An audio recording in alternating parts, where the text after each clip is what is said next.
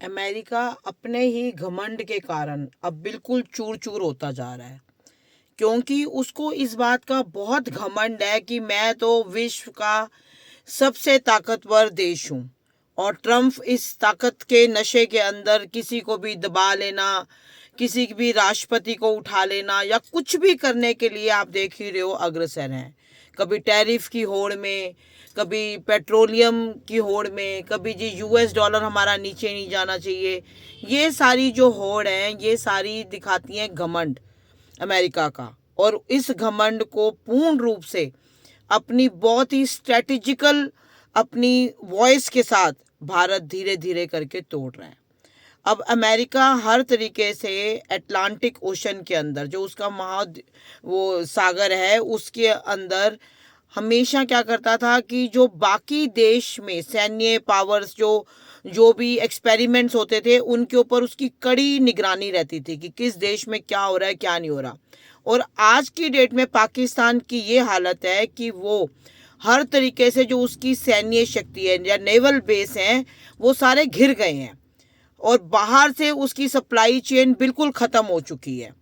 जिससे क्या है कि उनके जो अंदर के जो जितने भी शिप्स हैं उनको समझ नहीं आ रहा कि हम क्या करें, क्योंकि बाहर से उनका नाता टूटता जा रहा है। और जितने भी, और अमेरिका को इस बात का भी घमंड था कि जितने भी नेटो के अंदर आते हैं देश वो हमेशा अमेरिका की बात मानेंगे। और इस बात का वो हमेशा घमंड करता था कि ये सब लोग मेरे से बाहर नहीं है। जो मैं सोचूंगा या जो भी रूल बनाऊंगा they all are going to follow. पर ऐसा नहीं हुआ, क्योंकि उसने देखा कि कैसे हमारे ऊपर ही इतने टैरिफ्स बढ़ाए, कभी कुछ चलता जा रहा है। पर हमारे जो प्रधानमंत्री हैं और हमारी जो पावर, जो गवर्निंग पावर है, उन्होंने बहुत स्ट्रेटेजिकली ऐसे ऐसे डिसीजंस लिए हैं। और उन डिसीजंस से मोटिवेट होके जो नाटो के देश हैं वो सब भारत के नेतृत्व में आ रहे हैं। और वो चाहते हैं कि ये जो भारत जो डिसीजंस ले रहा है हम लोग भी ऐसे लें। और इसी चीज़ का उन्होंने अमेरिका के जो महाद्वीप हैं अटलांटिक ओशन उसमें घेराव किया है। और उससे सबसे बड़ी जो अब चाइना भी सब कुछ ऑब्जर्व कर रहा है, तो चाइना ये कह रहा है कि उसने 11 जो इनके महापोत थे वहाँ पे उसके ऊपर उन्होंने वो कर दिया है, क्या कहते हैं, पूरा वो डिसीजन ले लिया है कि भाई इसको हम वो कर लिया, हमला कर लिया उस पर। और ये सारे डिसीजंस इतने ज़्यादा वो थे स्ट्रेटेजिकल कि अमेरिका बीच में सोच ही नहीं पाया कि ये मेरे साथ क्या हुआ है।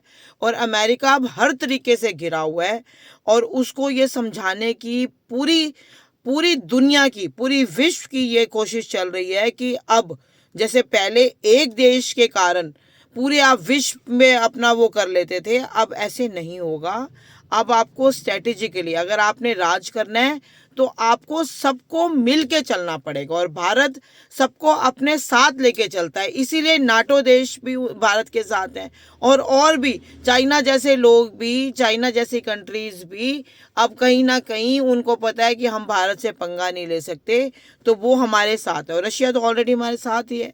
तो ये सब कुछ वो देख रहा है। और अमेरिका जो है अब मध्यस्थता करने की उसमें आया है, वो चाहता है कि आप बैलेंस करो, अब मेरे साथ बैलेंस बनाओ।